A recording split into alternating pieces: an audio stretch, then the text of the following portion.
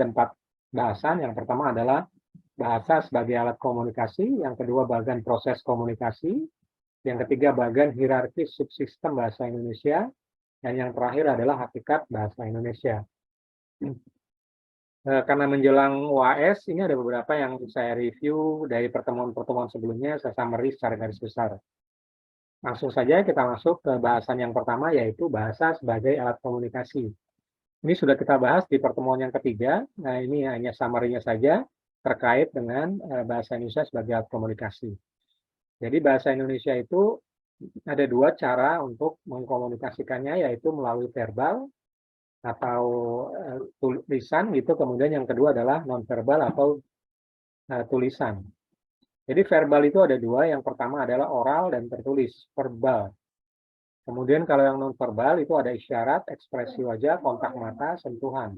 Jadi memang tidak diwakili oleh kata-kata, lebih cenderung ke isyarat, ekspresi, kontak, dan sentuhan tanpa diwakili oleh kata, baik secara oral itu artinya lisan ataupun tertulis. Jadi bahasa sebagai alat komunikasi itu dibedakan menjadi 2, satu verbal, yang satu lagi adalah nonverbal.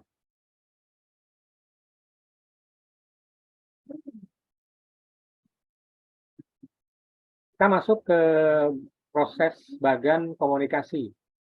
Yang pertama adalah bahasa Indonesia sebagai encoding.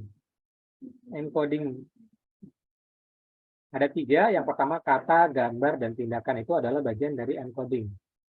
Encoding itu akan dikirimkan dengan cara berbicara, menulis, dan menggambar. Jadi encoding adalah dasar dari bahasa Indonesia yang akan dideliver kepada pendengar atau penerimaan, yaitu kalau berbicara diterima dengan cara mendengar, kemudian kalau menulis dibaca, kemudian kalau menggambar berarti diamati ataupun tindakan. Kemudian itu nanti akan dikonversi menjadi decoding, kemudian tindakan, dan balik lagi ke ide awal. Nah, ini adalah proses encoding dan decoding atau dalam bahasa Indonesia. Nah, sekarang lebih luas lagi penggunaannya, bukan sekedar bahasa, tapi ke bahasa pemrograman atau IT. Jadi encoding dan decoding saat ini lagi booming gitu.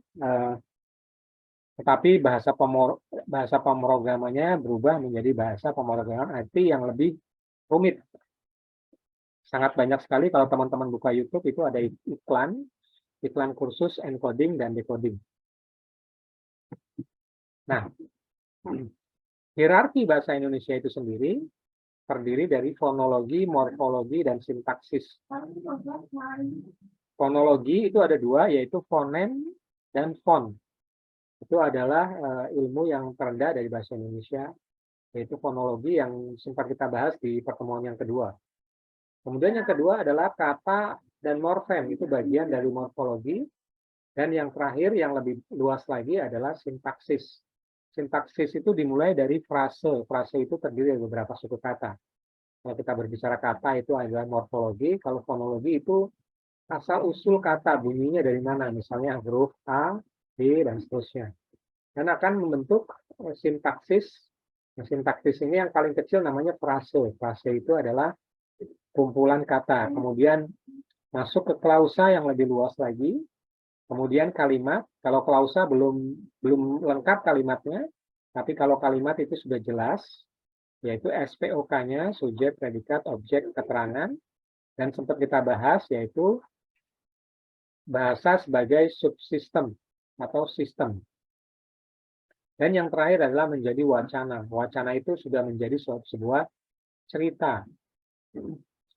Baik berupa satu paragraf atau mungkin dalam cerita pendek atau mungkin cerita yang lebih luas. Nah, itu adalah ilmu-ilmu bahasa, hierarkinya mulai dari fon, fonem, morfem, kata, frase, klausa, kalimat, dan yang terakhir adalah menjadi satu wacana. Kita masuk ke hakikat bahasa Indonesia yang kedua, yaitu berwujud lambang.